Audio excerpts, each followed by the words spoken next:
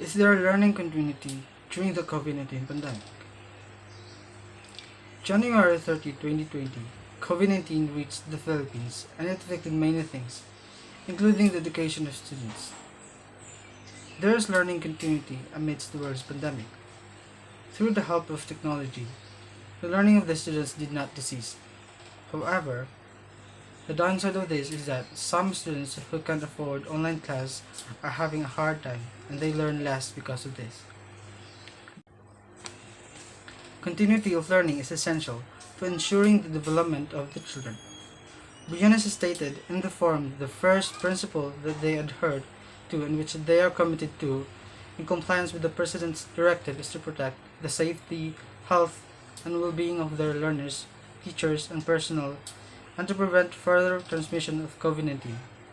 But in the same time, they want to ensure the learning continuity.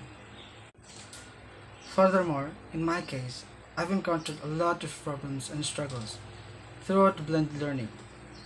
I understand that we have to continue our learning amidst the pandemic, but we cannot elude the fact that there are students who will be left behind due to lack of access to educational technology because of poverty. This so-called blended learning is not effective, and it will never be effective until the country will have an equal opportunity. Online learning brought a huge impact on students' health. Many students experience stress and depression that lead to suicide. Blended learning is not easy, especially to those who took modular learning. Moreover, UPLB Perspective 2020 stated that since June, 3 months into online learning, 3 separate cases of students' suicides have been reported. The first case involved a 19-year-old Santo Domingo National High School student last June 16. According to the mother, the stress came from the cost of purchasing load or internet fees to participate in online classes. Following that, a 21-year-old male from the town of Sitio San Antonio, Santo Domingo, Albay, took his life last August 18. This was after his mother told him to temporarily take a break from school and not enroll due to the COVID-19 pandemic and the lack of money to support his online schooling. Lastly, 21-year-old, this time a female from Santa Elena, Riga City, also died last September 11. Her death came as a shock to her parents, as they were only aware of their daughter's struggles with her gadget, signal, and internet connection. Some students are losing interest in studies because of distance learning.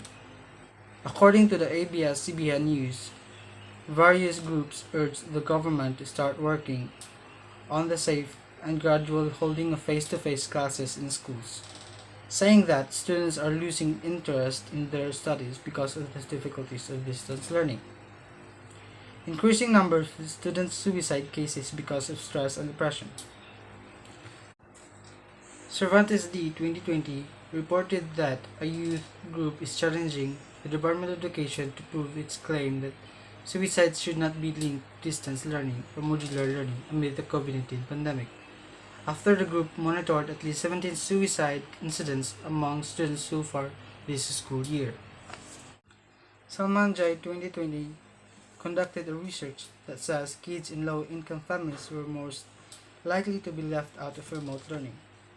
A survey of more than 1,500 parents by Parents Together Action, a parent-led non-profit, revealed that children from families with a household income of less than $25,000 per year are 10 times less likely to participate in remote learning than children from families earning more than $100,000.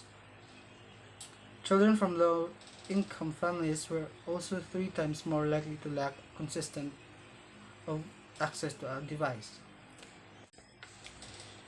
There is learning continuity amidst the global pandemic through the use of technology, but it is more difficult, and there are students who were left behind due to lack of access to computers or phones.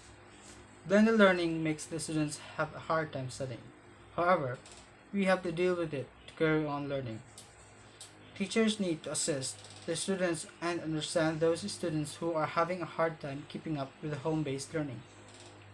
Parents should support their children, guide them through schoolwork, and motivate them to make progress. Students should abide the blended learning even though it is tremendously difficult, and they should cooperate in any proposal or activity that will help them facilitate their learning situation.